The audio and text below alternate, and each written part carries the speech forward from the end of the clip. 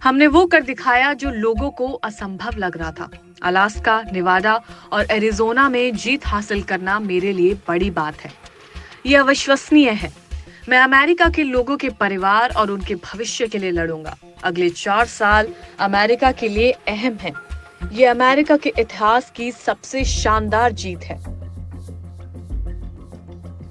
6 नवंबर को चुनाव जीत जाने के बाद डोनाल्ड ट्रंप ने पहली बार भाषण दिया।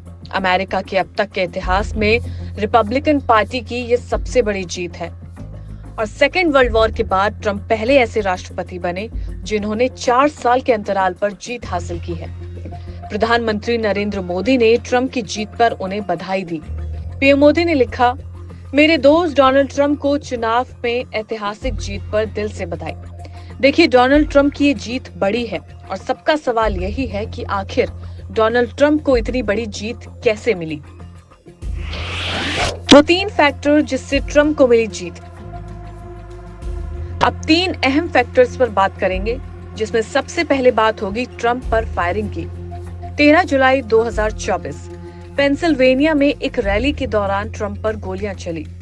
एएस स्टाइल 556 राइफल से ट्रंप पर फायरिंग की गई थी, जो कि उनके कान को छूकर निकल गई थी और ट्रंप बाल बाल बचे थे।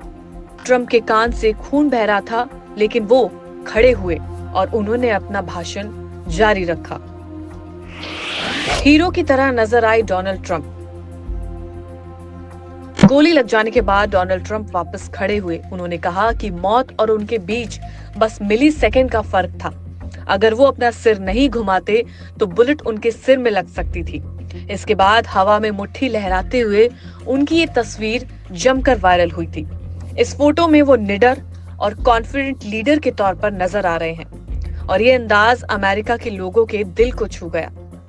गोली लग जाने के बावजूद बिना किसी डर के ट्रंप कई चुनावी रैलियों करते हुए नजर आए और फिर पॉलिटिकल प्रेडिक्शन प्लेटफॉर्म पॉलीमार्केट के आंकड़ों के मुताबिक ट्रंप को गोली लगने के बाद उनकी जीत 70% के हाइक पर पहुंच गई थी।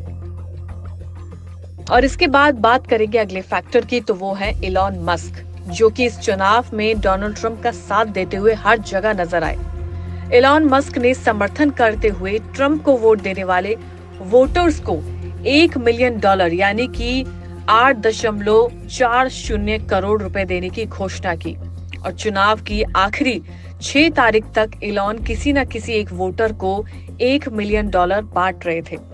और क्योंकि इस चुनाव में स्विंग स्टेट अहम भूमिका निभाने वाली थी, इसलिए ये स्कीम सिर्फ स्विंग स्टेट्स के लिए थी।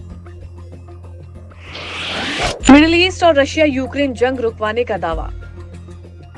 और अगला फैक्टर है जो सबसे अहम है, मिडिल ईस्ट और रशिया यूक्रेन जंग को खत्म करना। डोनाल्ड ट्रंप ने अपनी विक्ट्री स्पीच में एक बात कही थी। उन्होंने कहा था कि मैं युद्ध शुरू नहीं बल्कि इसे खत्म करूंगा। अपने पूरे चुनाव प्रचार के दौरान ट्रंप ने इजराइल हमास जंग को जड़ से खत्म करने के दावे किए। ट्रंप ने कहा कि उन्होंने इजरायली पीएम से जल्द इस जंग को खत्म करने के लिए कहा है।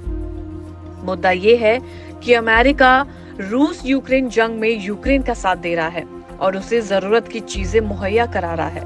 वहीं इजराइल हमास जंग में वो इजराइल का सहयोग कर रहा है। मिडिल ईस्ट में जंग बढ़ने की वजह अमेरिका का शामिल होना भी है। अमेरिका की जनता इसे सीधे तौर पर अपने देश के पैसों की बर्बादी मानता है। ऐसे में ट्रंप का इन दोनों जंग को खत्म करने का दावा करना चुनाव में जीत की वजह है। अमेरिकी राष्ट्रपति चुनाव में ट्रंप के वादों ने बड़ा असर डाला है।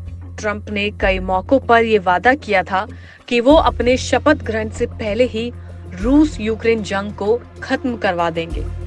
अमेरिका में गैर कानूनी तरीके से आए लोगों को देश से निकालने का दावा भी ट्रंप ने किया था। जाहिर सी बात है, ये सभी दावे इस जीत में अहम जगह रखते हैं और जाहिर सी बात है, ये जीत बड़ी है और ऐतिहासिक भी है।